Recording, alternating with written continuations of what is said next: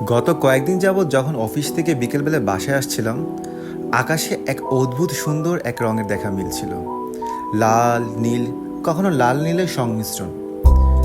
তখনই মনে ভাবনা জাগলো, এরকম একটি সুন্দর আকাশ আর খাল কিংবা নদী এর পাশে বসে যদি জম্পেশ এক আড্ডা দেওয়া যেত, নিশ্চয়ই সুন্দর একটি মুহূর্ত পেতাম। তো যেই ভাবনা সেই কাজ। গত শুক্রবার যখন ছুটি পেয়েছিলাম, তখন ভাবছিলাম এরকম একটি পরিবেশ কোথায় গেলে পাওয়া যাবে। ড্যামরাতে থাকার সুবিধাতে এরকম একটি পরিবেশের সান্নিধ্য পেতে বেশি দূরে যেতে হয়নি। আমাদের কোনাপাড়ার ধার্মিক পাড়াতে রয়েছে এমন একটি ব্যবস্থা, যেখানে কায়াকিংয়ের মাধ্যমে সুন্দর একটি পরিবেশের উপভোগ করার জন্য বেস্ট একটা প্লেস। যেই ভাবনা সেই কাজ। কায়াকিং প্লাস সুন্দর একটি পরিবেশ পাওয়ার জন্য চলে গেলাম ছুটে বিকেলের দিকে। তার আগে জেনে নেই কায়াকিংয়ের কিছু কথা। কায়াক শব্দটি বাংলাদেশে এখনও খুব প্রচলিত নয়। কায়াক দেখতে ছোট্ট ডিঙি নৌকার মতো, ফাইবার, কাঠ ও পাটের তন্তু দিয়ে তৈরি লম্বা সরু এক নৌকা। কায়াক চালাতে হয় বৈঠা দিয়ে। কায়াক নামের নৌকায় বেশি বেড়ানোর রোমাঞ্চকর এই অভিজ্ঞতার নামই হচ্ছে কায়াকিং। বিদেশে সমুদ্র নদীতে কায়াকিং প্রতিযোগিতা হলেও আমাদের দেশের নৌকা বাইচের মতো এটি বিদেশে প্রচলিত। রাজধানীর পাশে পর্যটকদের একটু আনন্দ দেওয়ার জন্য ড্যামরাতে রয়েছে কায়াকিংয়ের সুব্যবস্থা। স্থানভেদে প্রতি ঘন্টায় গুনতে হতে পারে আপনাকে কায়াকিংয়ের জন্য 100 থেকে 300 টাকা পর্যন্ত। সকাল থেকে সন্ধ্যা পর্যন্ত আপনি কায়াকিং করতে পারবেন যে কোনো সময়ে। তবে হ্যাঁ, অবশ্যই আপনি কায়াকিং করার জন্য দামটা আগে থেকে ঠিক করে নেবেন। কায়াক চালানোর কৌশল একেবারে রপ্ত করতে পারলে খুবই ভালো, তবে না পারলেও সমস্যা নেই। অবশ্যই লাইফ জ্যাকেটটি অবশ্যই মাস্ট পরে নেবেন। চলুন কায়াকিং শুরু করার আগে বিকেলের এই সুন্দর মুহূর্তটা আপনাদের একটু দেখানো যায়।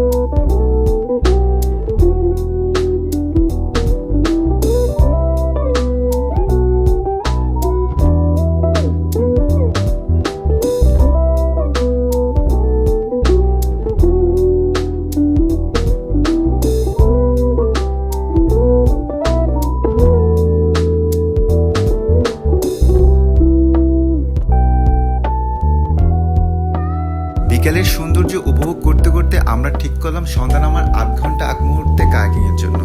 কায়াকিংয়ের জন্য 2টি কায়াক আমরা ঠিক করলাম। একটিতে 2 জন করে 4 জন বন্ধু আমরা বসলাম। প্রথমত কায়াকিং আমি না করলেও দায়িত্বটা দিয়েছিলাম আমার বন্ধুর কাঁধে, কারণ ও কায়াকিংয়ের জন্য একটু পারদর্শী ছিল এবং এর আগেও কায়াক চালিয়েছিল। কায়াকিং করতে করতে বিকালের এই সৌন্দর্যটা চলুন কথা না বাড়িয়ে একটু উপভোগ করা যায়।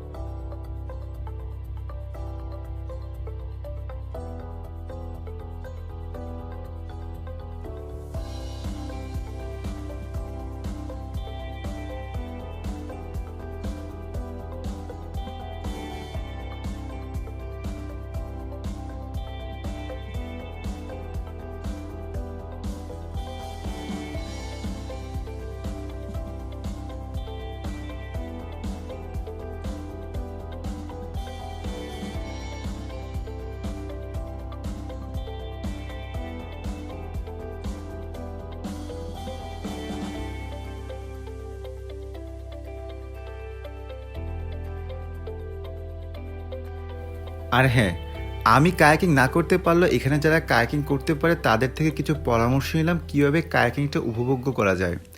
কায়াক চালানোর কৌশল একবার রপ্ত করতে পারলে আর ব্যাক পেতে হয় না। কেবল নৌকার ডানে ও বামে ঘোরানো কৌশল রপ্ত করলে আনন্দে ঘুরতে পারবেন পানির বুকে। এই দেশে ব্যবহৃত কায়াকে সাধারণত 2 থেকে 3 জনের আসনে থাকে। যে কজন চালকই থাকুক না কেন, এক এক দিকে এক একজন মুখ করে বসলেই হবে। একই তালে বইটা চালানোর চেষ্টা করুন।